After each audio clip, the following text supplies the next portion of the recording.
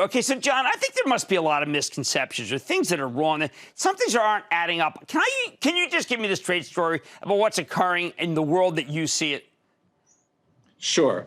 So first, as you said, we just finished almost 150,000 tests for the NBA as they're in their finals with almost a 0% rate of COVID infections. And that's a very different model, as you know. They're in a bubble. They don't let many people in and out, and their testing and all their protocols are very vigorous. The NFL also has amazingly vigorous protocols. The difference is, of course, is they're not in a bubble for all 32 teams in the 30 cities that we're testing. We've tested for the NFL about 453,000, almost 500,000 tests. And now what you see is a couple of people, a couple of players that are beginning to test positive. And I don't think anybody thinks that's unusual. It's just part of what happens when you have this much testing going on and some people with some added exposure. I want to address what you talked about in terms of what some people have been calling false positives. They're not false positives. What they are is what we call presumptive positives. And then what that means is that these tests are highly, highly sophisticated and very, very sensitive. So sometimes what we do is we pick up essentially borderline tests that it could be positive, it could be negative.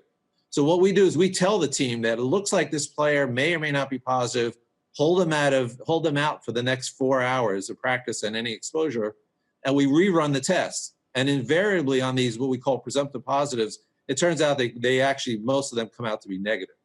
So it's another thing that we put in place. It's another protocol we put in place to absolutely try and keep the players and the staff as safe as possible. Oh. They're not false negatives though. They're actually positive because they may have had a little exposure here and there, but the fact is that most of them end up being negative. Don't miss a second of Mad Money. Follow @JimCramer on Twitter. Have a question? Tweet Kramer. #MadTweets. Send Jim an email to madmoney@cnbc.com or give us a call at 1-800-743-CNBC. Miss something? Head to madmoney.cnbc.com.